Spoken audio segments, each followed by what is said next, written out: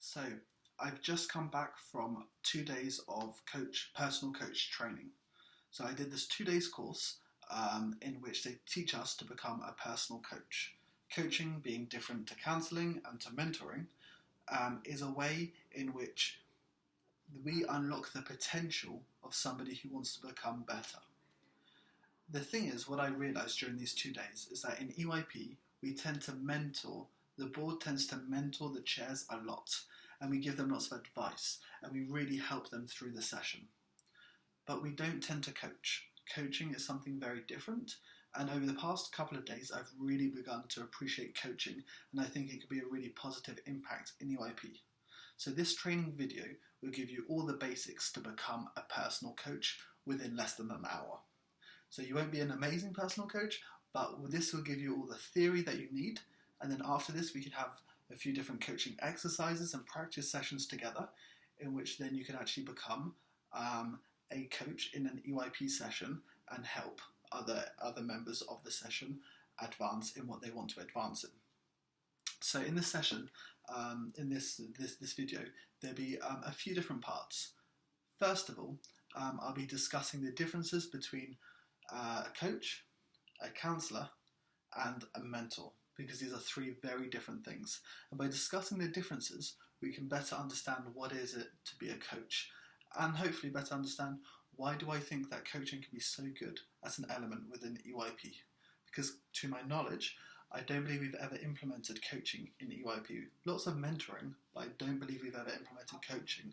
So we could try this out and see if this actually does have a positive impact on the members of the session. The second part will focus mainly on different tools, because coaching is all about goals. It's about setting goals and helping somebody achieve those goals. So the second part will be a couple of different tools in which we can get people to discover and clarify what are their goals, what do they want to focus on, who is this great person that they want to become, and how can we get them to become this person. So it's about trying to find out what are these goals, it's clarification. And there's a couple of different tools, one of them being the life pizza, another one being be do have.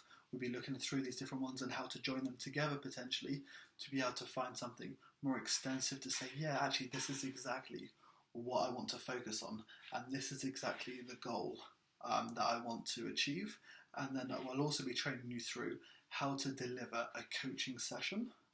So using this theory called GROW, how to deliver a coaching session to somebody, and how to take them through the stages of, now you know your goal, we're going to make an action plan in order for you to achieve this goal, and all the ways that as a personal coach we work with clients on this.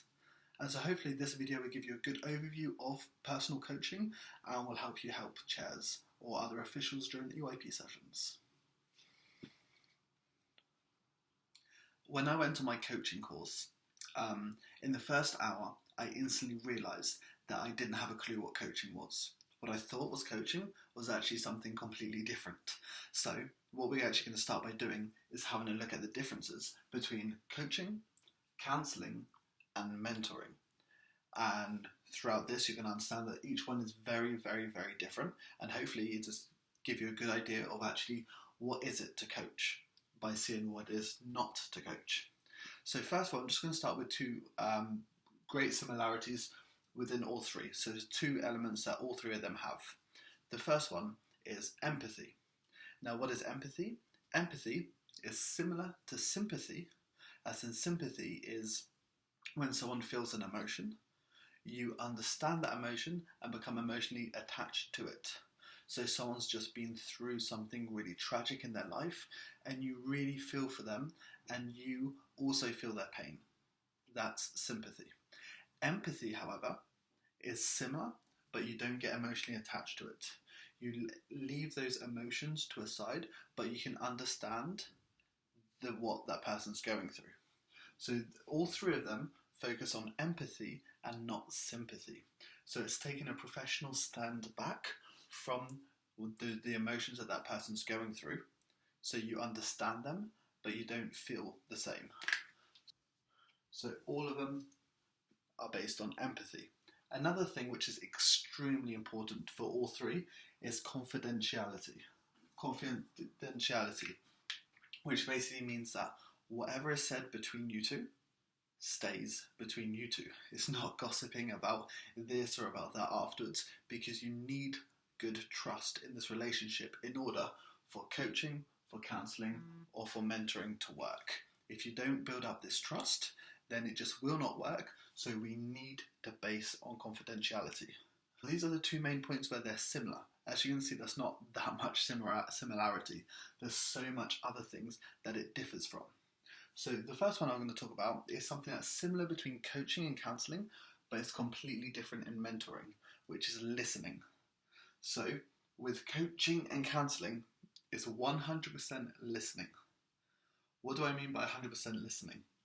I mean that as one person's talking, you're not thinking. Your mind switches off. You don't have this little voice in your head telling you, oh, you should talk to them about this, you should ask them this. No, none of that happens. 100% silent in your mind, and you're just listening to them. After they finish talking, you do not, and you will not, be asking them, you won't be giving them advice, you won't be giving them your opinion on it, you won't be telling them a story where for you it was a similar situation. No, everything is about them. You are only asking them questions for them to discover themselves, etc. through this. So this is what I mean by 100% listening. So I'm going to put listen. So all of them listen. However, here it's 100%. With mentoring, it's only about 50% listening. With mentoring, it's an exchange between a mentor, who's normally a more experienced kind of role model figure within the field of the mentee, and it's a two-way conversation in which the mentee has a problem or wants to find some kind of solution or is discussing something, and then the mentor would give advice, would give opinions, because that person has knowledge within that sector or something and can help them out. So this is only 50% listening, and the other 50% is like advice giving. So on here with the mentor, you give advice. This is probably what we normally do as on the board to our chairs. We give them advice, we give them guidance.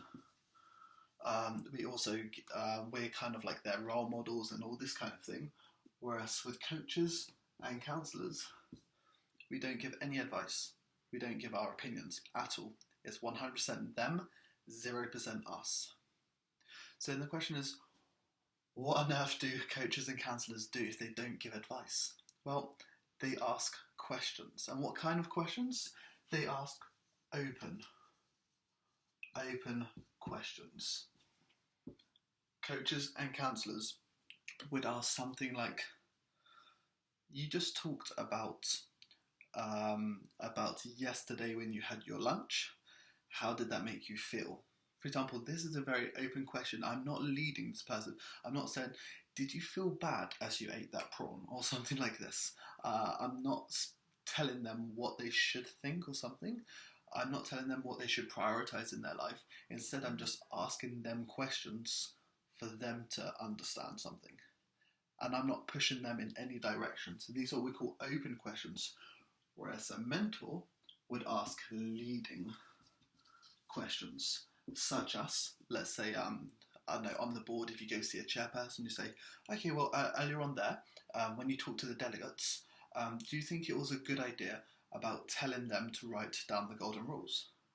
We're leading them to think about it was a bad idea to tell them to do this, trying to get them to find out themselves, kind of, but we're leading them down. Whereas a coach would say, okay, and what did you do with the delegates? And what do you think about that? So we're not telling them it's right, it's wrong or anything, we're just getting them to think. These are two very, very, very different ways of seeing things. And now, you might be thinking, well, coaching is the same thing as counselling, right? Well, this last bit is where you're going to see the big difference between especially all three of them, and above all between coaching and counselling. So with counselling, it's all about your past, very much about your past, and it's about trying to cope with this past. But there's some issues in your past.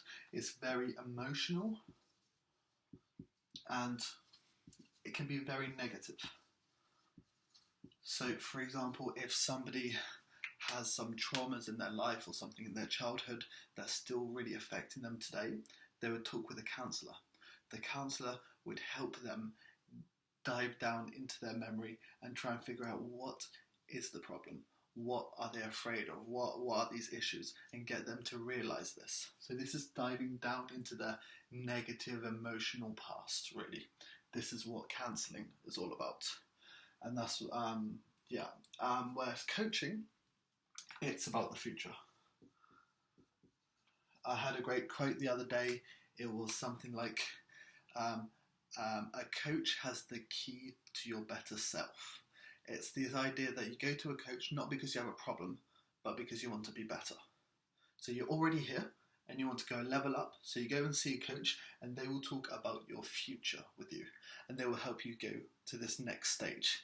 It's about goals, lots and lots of goal setting. If you don't like goal setting, you can't really coach. You have to love goal setting in order to coach. You have to teach yourself to love goal setting and goals to coach, because it's all about goals, goals, goals. It's about setting priorities. It's about being very positive as well.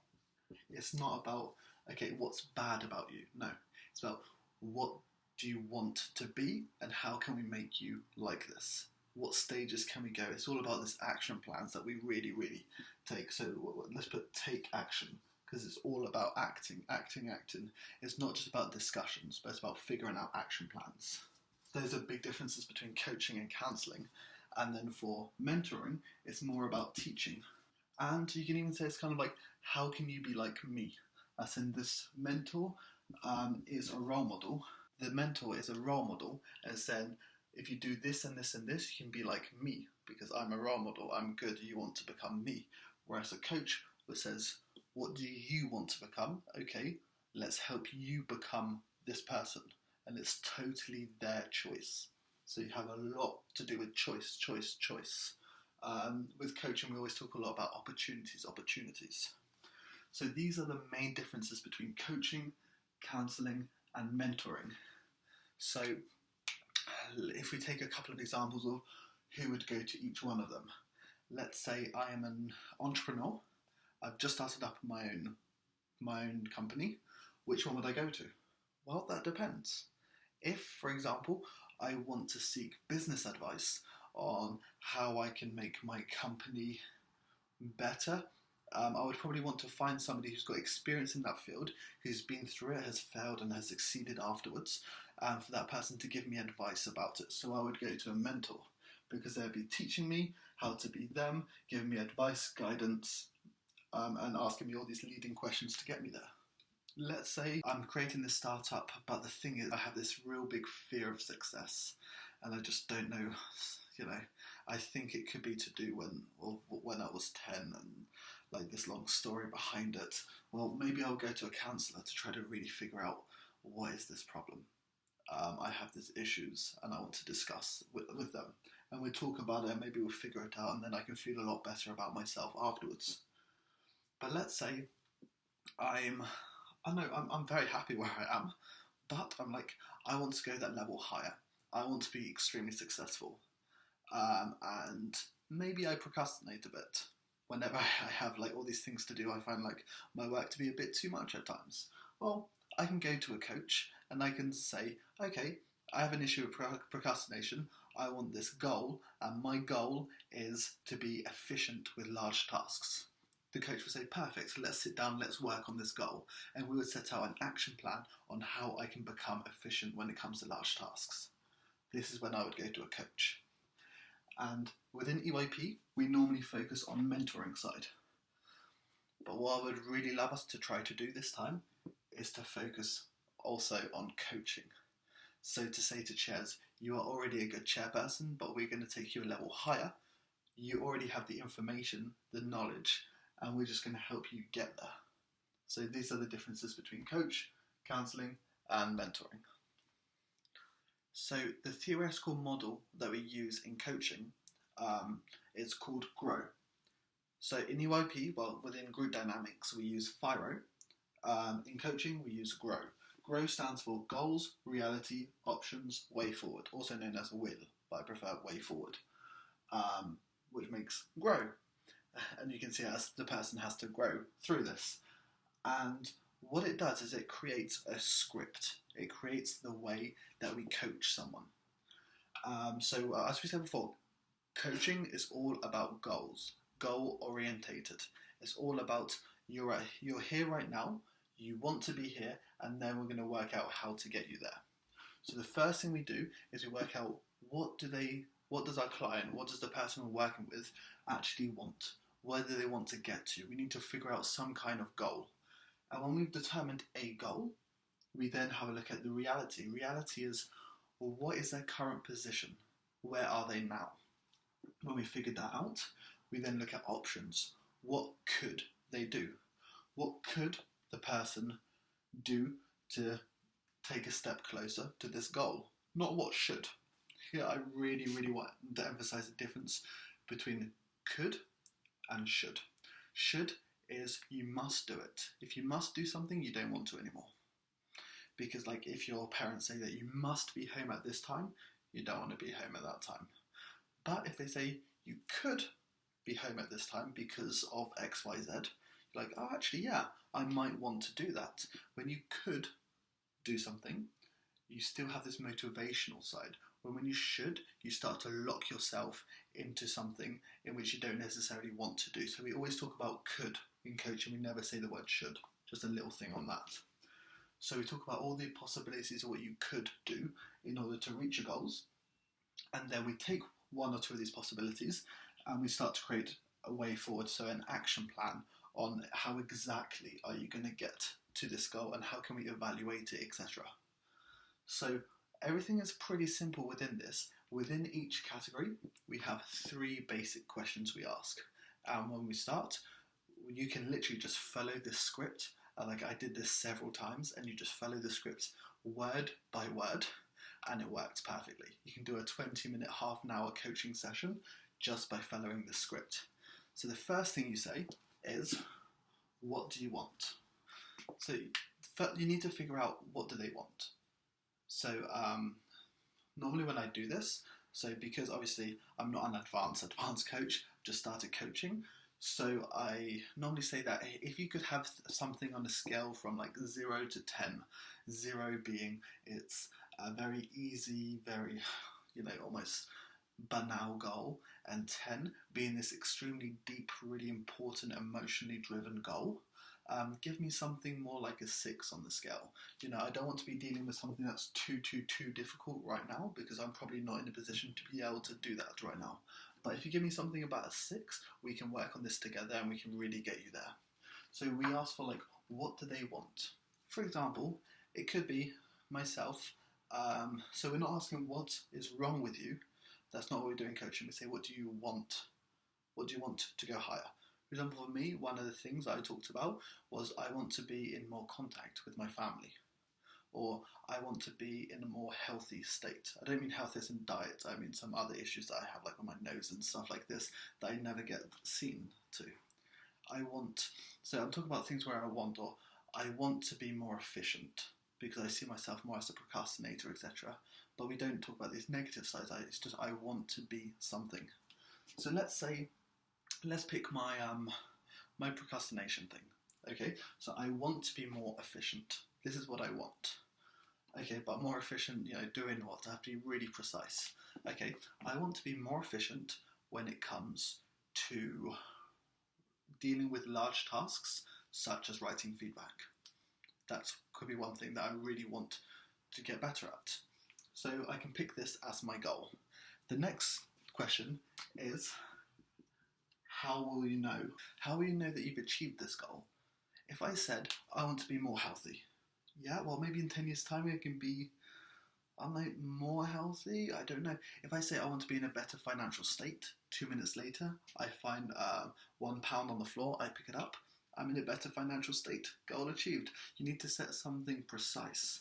So, I want to be more efficient, but how will I know that I'm being more efficient? I have to find out a way. So maybe for me, how will I know that I've become more efficient when dealing with these large tasks? I would say that when currently I have this like little voice in my head now and then that says, oh, you haven't done this, oh, you haven't done that yet. Then I just put a bit, oh yeah, I'll do that later. So for me, I will know that I've become more efficient when I no longer have this little voice in my head reminding me of all these tasks to do because I've already done them. When I no longer have this little voice in my head, I know that I've achieved my goal. So like, this is one way that I can actually measure when I've achieved it. So now you've asked the person, like, how can they, when they know they can achieve it, you need to know by when they want to achieve it. Is it by tomorrow? Is it in 1 year's time? Is it 10 years' time? Is it in 1 month? Exactly when, during that month, etc. So I just write here when. So then you want to fix a precise, if possible, a date. So for example, with me, I'm heading off on holiday next week. So I think to myself, okay, before my holiday. So I leave on the 28th. So I say, well, by the 28th, I want to have got rid of this voice in my head telling me, you need to do this, you need to do that, because I've already achieved all of these tasks. And I'm used to dealing with these things in an efficient manner. So now I've actually got a goal and it's very, very specific. So my goal is I want to be more efficient when it comes to dealing with large tasks. I will know this by no longer having this voice that tells me you haven't done this, you haven't done that, etc. And I will have done this by next week, so on the 28th. So I know all of these things now. And now I have my goal clearly set, we start to look at my reality. So the first thing we do with the reality is we ask, so I'll just go like this, probably swap colours, that'll be a bit easier. First thing with reality we ask is, what have you actually done at the moment to achieve this goal? No one's going to come with you with a goal that they've never thought of before, just a random goal. Oh, this could be amazing. It's normally something they've thought about a lot before. So they've probably tried to do something in order to achieve it. And maybe they don't realise that they're actually doing something to achieve it, and they've already actually taken like lots of steps towards it. So that's what we need to get them to realise, is they're already on the path to success. We just need to push them a bit further. So with the reality is, what have you already done? I'll just put what have you done to achieve this. So for example, myself, what have I done? Well, I actually use this as my checklist now and then. I write stuff I need to do and I check it off once I've done it throughout the day to make sure I can do things like this. And I take large tasks and I break them down over a few days and I put them up here. I say by this time I need to complete this and this. And for me that did work quite a lot. So this is something I've already done and I didn't realise. I was like, wow, yeah, I actually am kind of achieving my goal already without realising it. The next thing we ask are like, while we were doing this, what challenges did we face? And then afterwards we can ask, how do we overcome those challenges? So we can write challenges. So while coaching, we normally assume success. So we say like, what challenges did you face when doing this? For me, a challenge was I had issues doing this on a daily basis. I would do it maybe 2-3 days a week, but other days I'd be like, meh, day off, whatever, or something like this. So because of the lack of consistency, and I now haven't done it in about 3 weeks, that's one of the challenges I faced. And once we hear about these challenges, we say, okay, so you face this challenge, and how have you been overcoming the challenge? We assume that they have been overcoming. We always assume they're positive. How have you been overcoming this? And I realised, yeah, I have been overcoming it. I forced myself to do it on a Monday, or I did at least. Forced myself to do it on a specific day to make sure I keep this routine, etc. So we do overcome. How do we overcome it? What challenges have we gone through? And then maybe there's something we haven't overcome yet, but the person doesn't realise that they're capable of overcoming it. So we ask them, what strengths do you have which may help? So they have to think about, actually, I'm very intuitive, which means that I can work in bursts of energy. I can do like 1 hour of amazing work where I do a whole week's work in an hour. But probably for the next day or two I'll be useless. But because I know I'm good at working with bursts, that can really help. So that's a strength I have, is I can focus in bursts. Focus in bursts. So a burst is like a very small period of time where you work really, really hard. I can focus in a burst, and I'm really good. Well, I think I'm quite good at doing that. So by now, we know exactly what my goal is. We know where I am today. We know what I've currently done about my goal. We know the challenges I met. We know how I've been overcoming these challenges. We know other strengths that I have which can help me overcome them further. Do you see already what kind of steps we're taking towards taking me to this next level? And it's in options where everything becomes amazing now. Because in options we asked, what could you do? Very simple. What could you do to achieve it? We don't suggest what they can do, we just ask them, what could you do? And I thought to myself, well, what can I do? I thought, well, maybe I could give myself more structure to force maybe every Monday I have a look at my week, and then I slot different hours of when I should just focus using my ability to work in burst, just focus certain hours, etc., on large tasks, which at the beginning of the week I say, these are my large tasks for the week, I'm going to dedicate these to these hours. So that was an idea.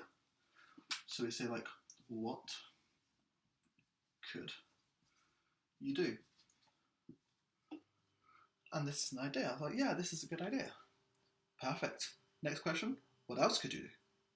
You always ask for more and more and more. Maybe you try to get them to say maybe 3, maybe 4 different things that they could do.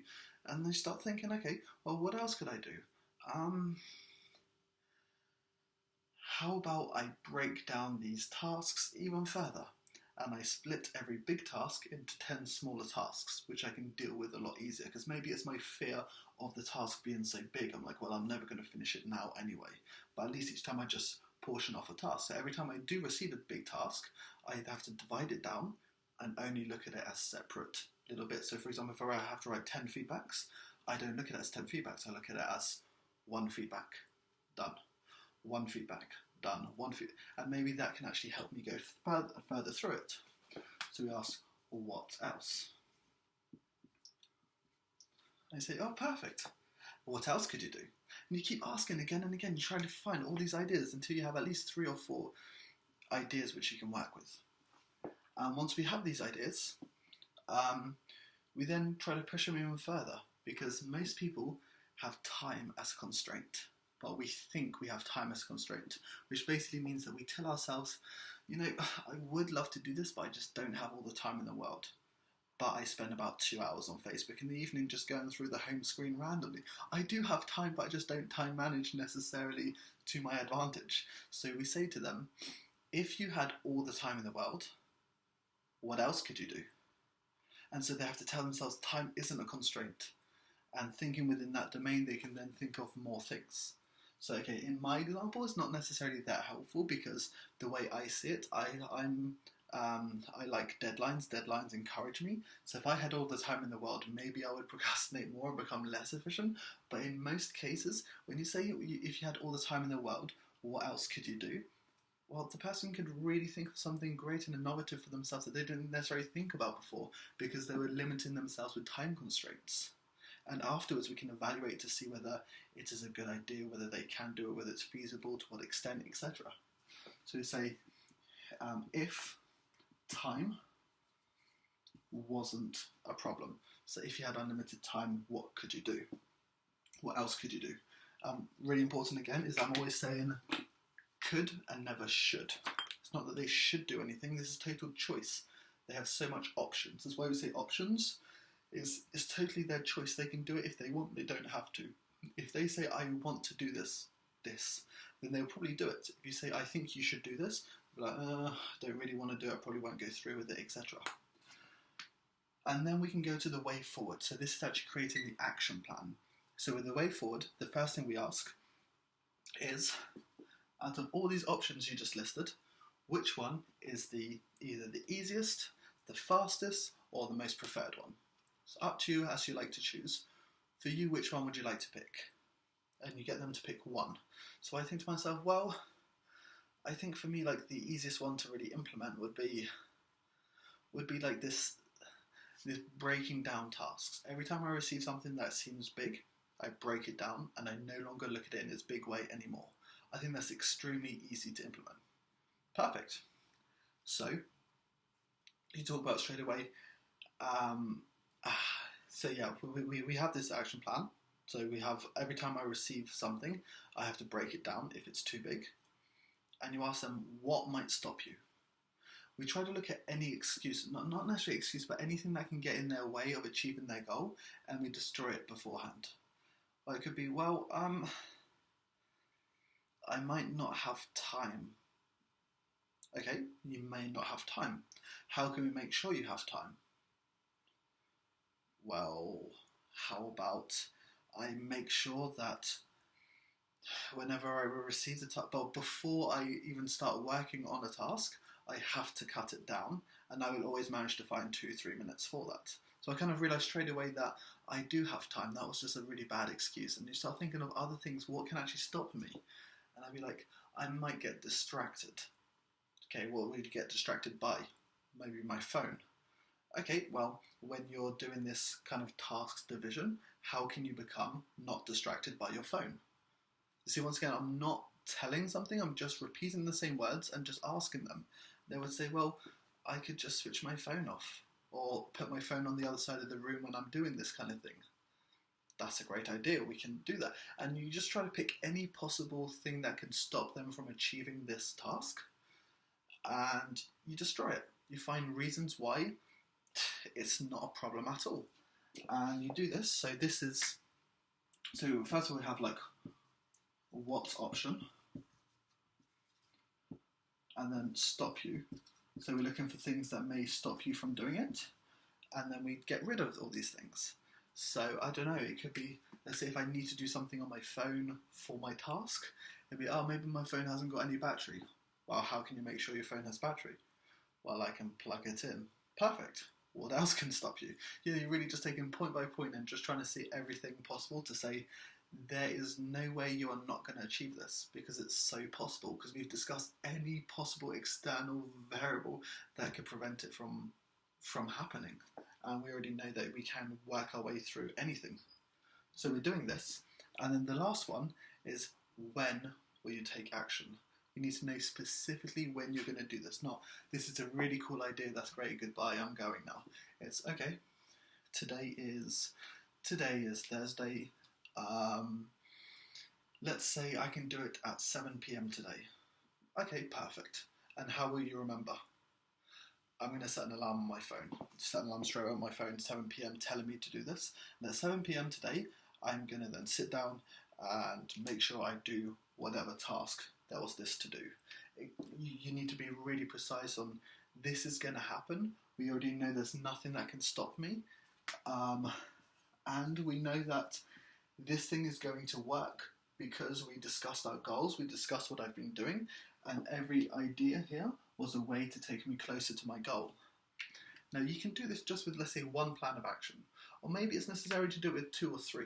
Say, okay, that's really great, let's write this one. It's like, would you like to write this one down? We can write it down, etc. They can record it, whatever.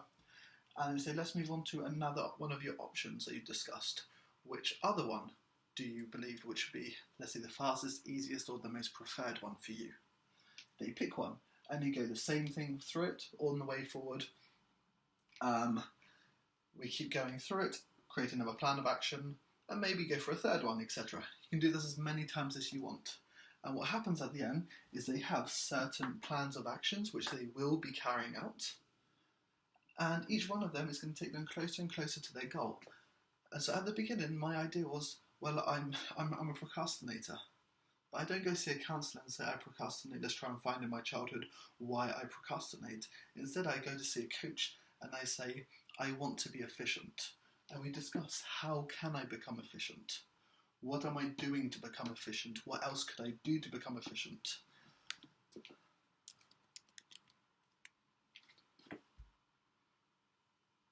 What else could I do to become efficient?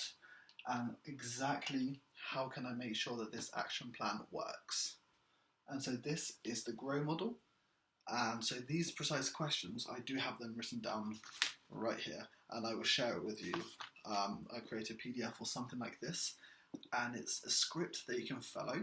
The 3 questions for each, 3 questions, 3 questions, 3 questions, and that is a coaching session. Now there are other tools and techniques that are used, especially within the G, within goals.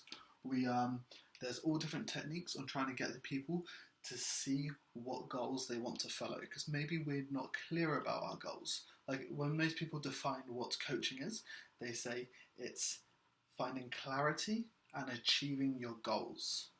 That's not, by getting the other person to realize that they already have the answers. So we can actually find clarity through other techniques, which we can cover a bit later.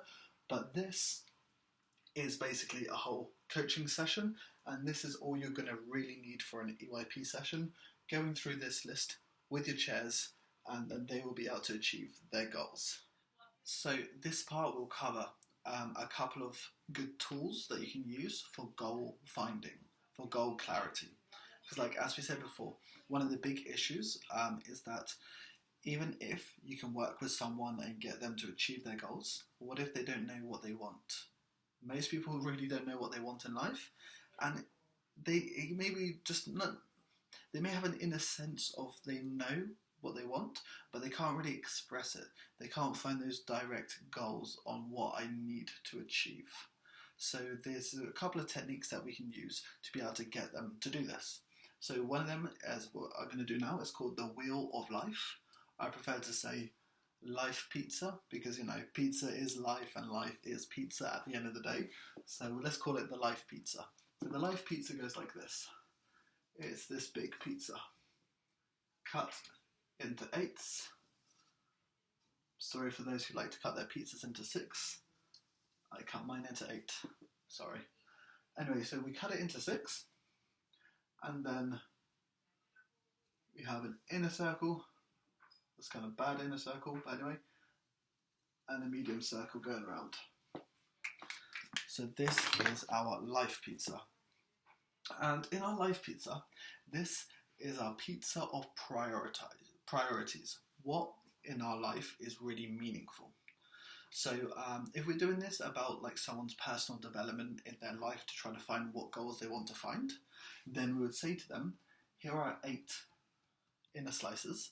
I would like you to find 8 things which are the most important to you in life.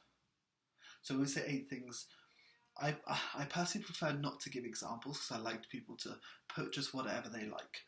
But I guess the kind of things we're looking for are stuff like, for me, what's really important is, let's say, family, freedom, travel, learning. These kind of things. I guess some people may put finance, or and no judgment. People can put like whatever they want within here, whatever is really meaningful for them in life.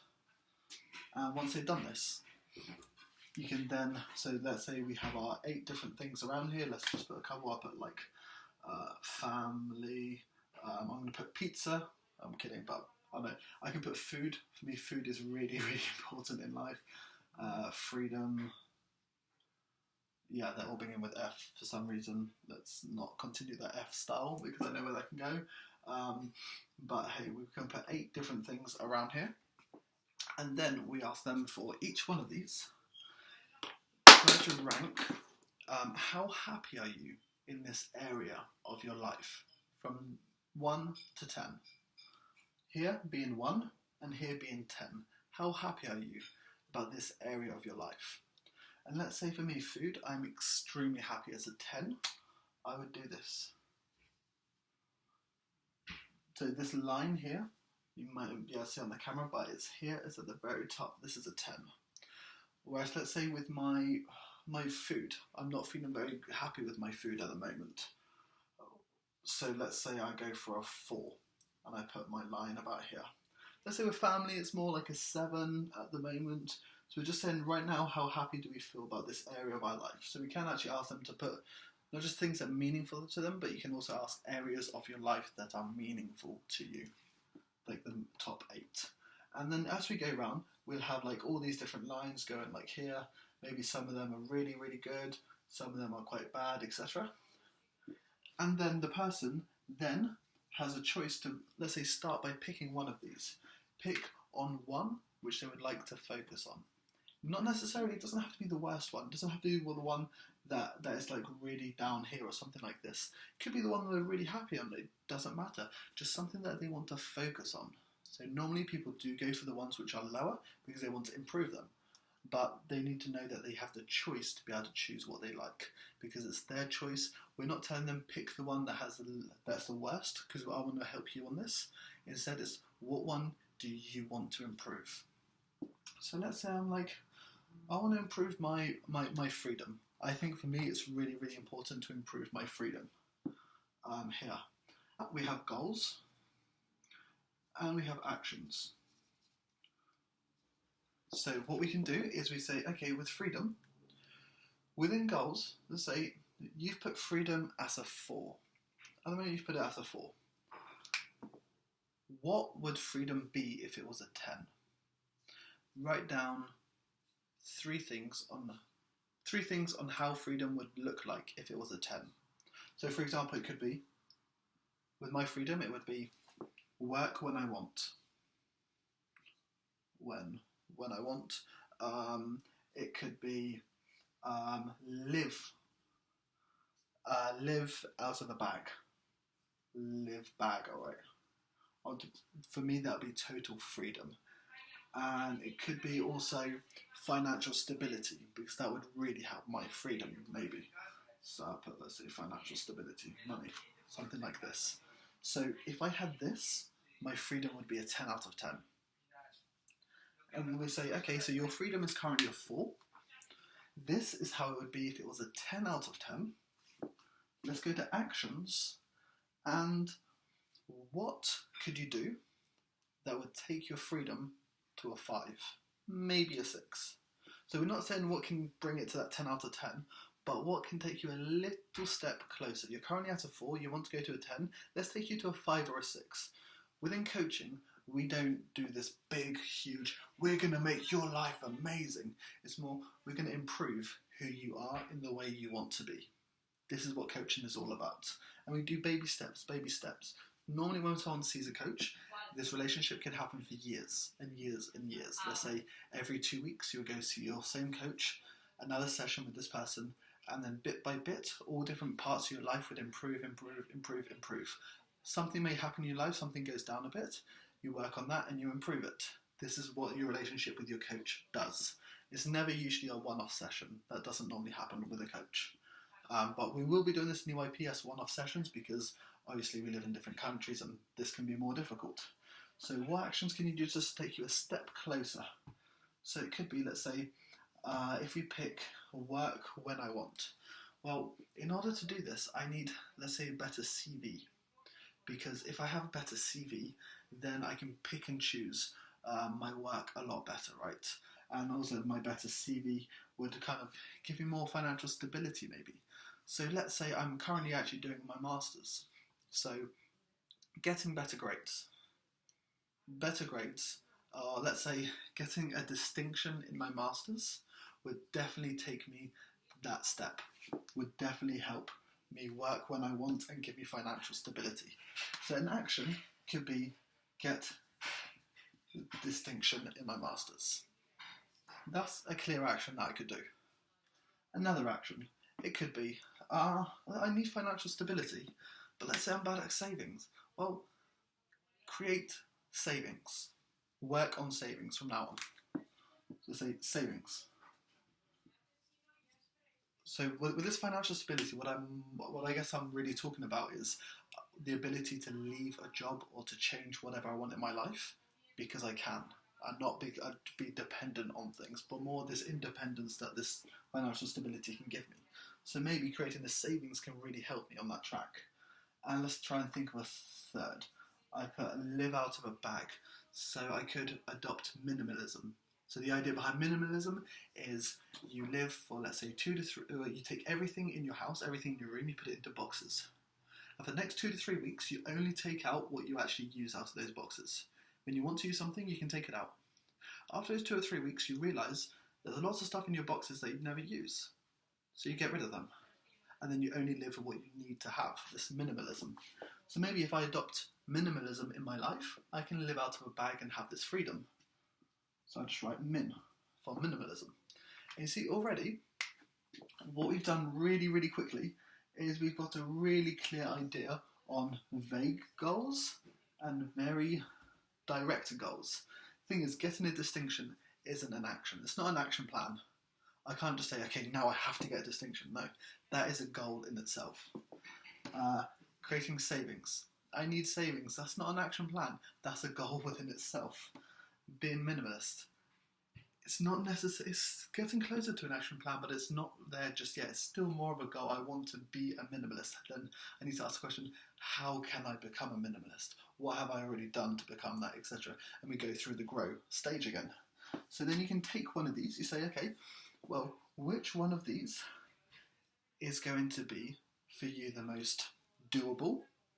Or like, let's say the most implementable one of these, which one would it be?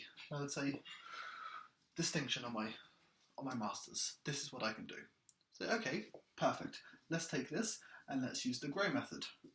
And then you can start your actual coaching session where you go through the grow method and you start asking, okay, I already know what you want. You want a distinction. How will you know you have it?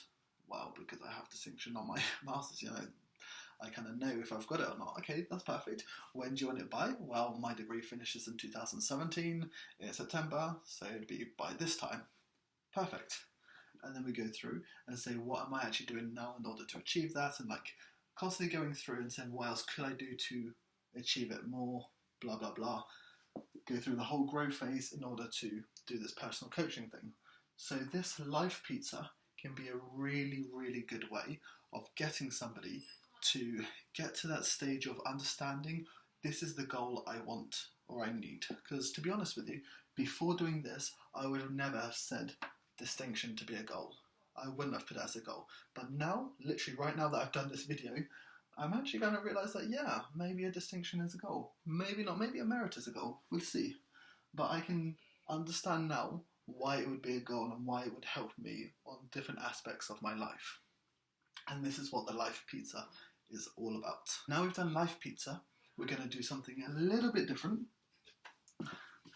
And at the end, we're going to join it into the life pizza. So it's another activity that you can do, which can be joined within the life pizza to create something awesome at the end. So just another quick thing about the life pizza. Life pizza can take weeks to do, or months. Most people like to spend, let's say, about a week to 2 weeks doing it.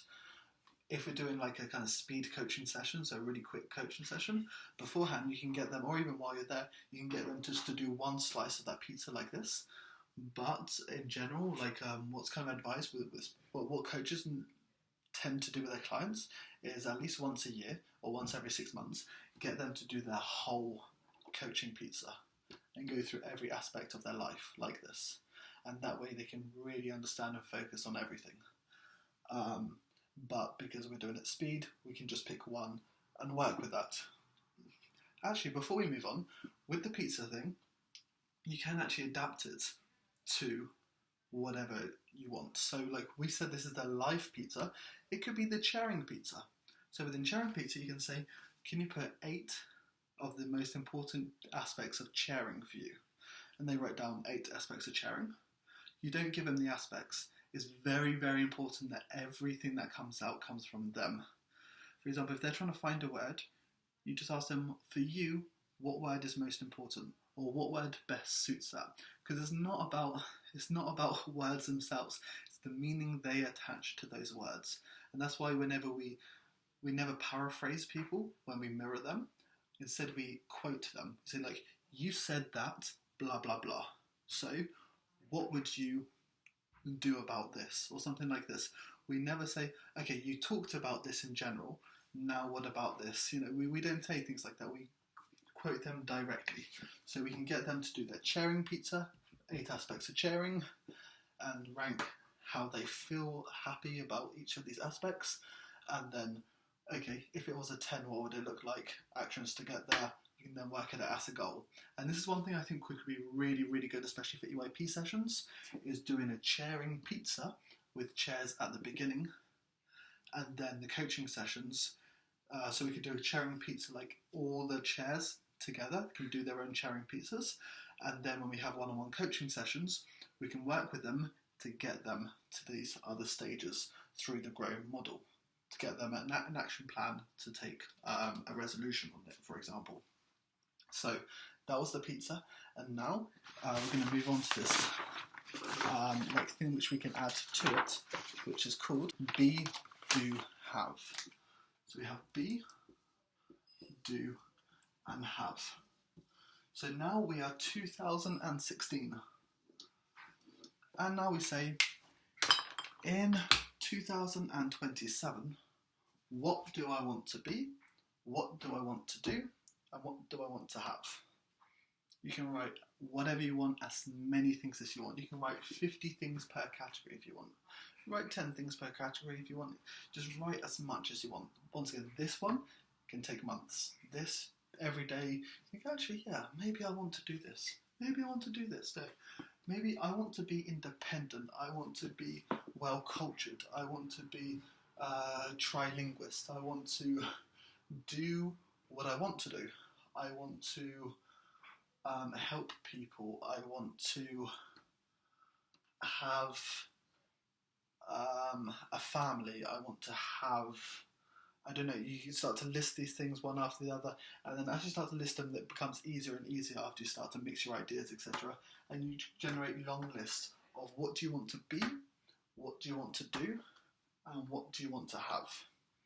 And it just gets people into this kind of positive side of, this is the future me. This is how future me looks like. The positive future me is this. Because let's remember, with coaching, it's about you're here right now, this is where you want to be, and we're going to work together to get you there. So this is another method of trying to understand, what does this future me look like? So maybe let's say you put, I want to I want to work in a charity. I want to work for a charity or an NGO. Let's say that was one of our things we'd do. Okay. Let's actually write it. I'm going to write a few of them down, so then I can show you this, how we can relate it with the pizza to build something cool. Okay, let's say work, NGO. I want to be independent. I want to have, let's say, I don't know, okay, let's say something that, here, let's say, I wouldn't necessarily put this, but let's say I want to have a Ferrari. Okay, I probably misspelled that, but hey, I want to have a Ferrari, let's say. I don't necessarily want to, but let's just put it on that.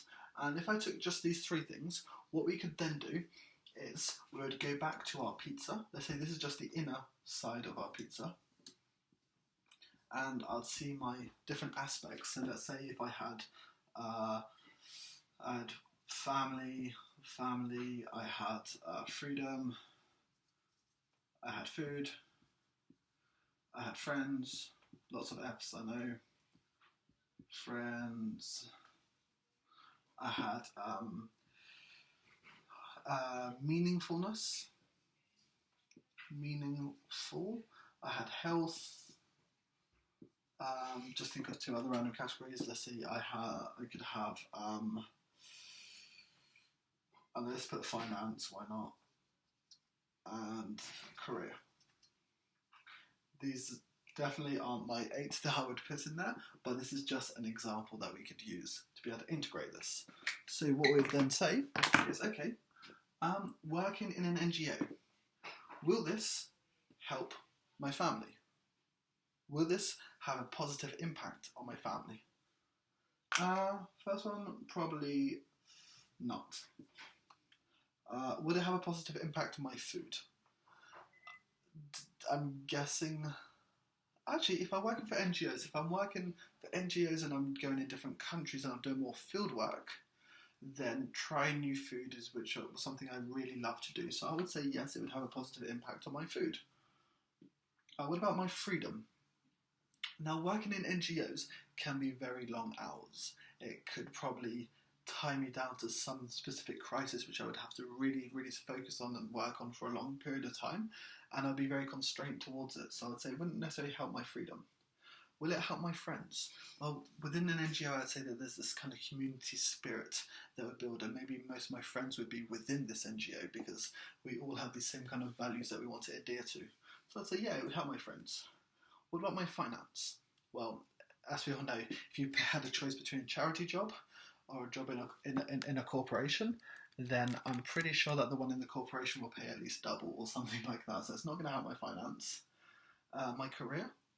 I'd say, yeah, I want to be more, in my career I say I want to be more helpful, more giving to others and stuff. So I'd say, yeah, it helps my career. How about my health? I would say probably no, because within NGO I'll probably have to deal with lots and lots of stress and really, really push myself because I think, well, this is making a difference in other people's lives, so I'm going to risk mine in order to help them. So I'd say it's not going to help my health. Meaningful, definitely is going to be very meaningful.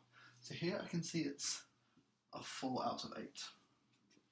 So I can then rank working for an NGO to be 4 out of my 8 priorities.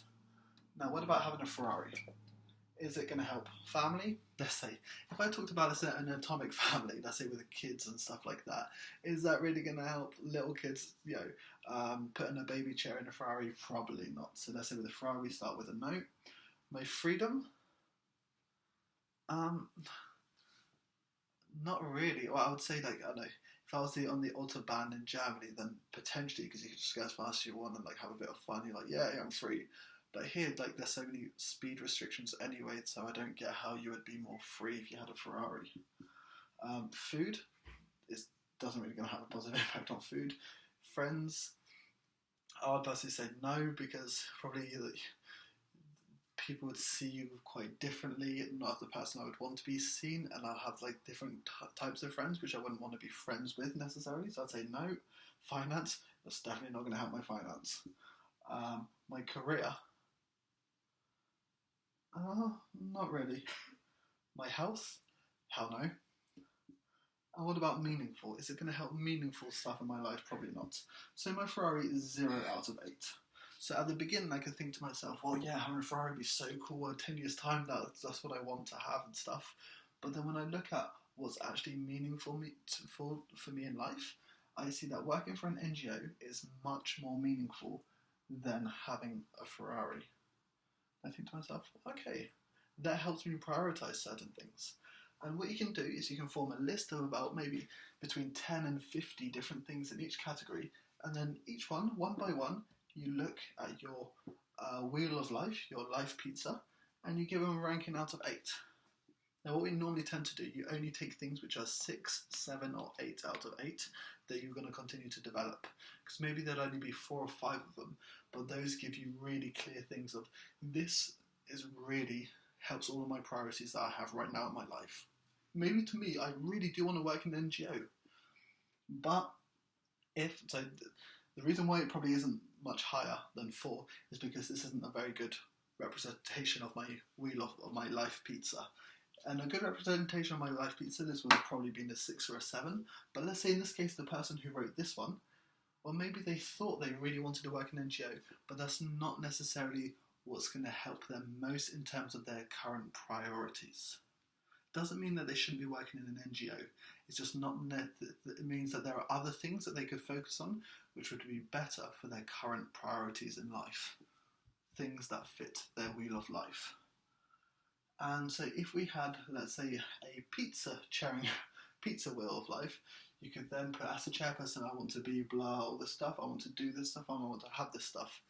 I guess you could kind of try to adapt this. I've never tried it before, just coming up with it at the top of my head now, and maybe do this kind of ratings to then find, okay, these are 3 aspects of my chair and I want to focus on. So once again, this B do have the life pizza and the integration. All of this stuff is all about trying to find what goals do I want to pursue. And after you've found these goals, then our actual coaching starts. The coaching session where we use the GROW method, where we look at the goals. We have this goal, we look at the reality, we look at the opportunities, and then we look at the way forward. This only starts after we have the goal. And these are really good ways of trying to find these goals, because many of the chairs will struggle on trying to find what goal do they actually want? And when we help them see what they do want in life, we don't tell them, we just help them find it themselves, and then we help them find solutions to achieving those goals in life. So this in general, this is how to coach, and I hope that this will really help us in EYP.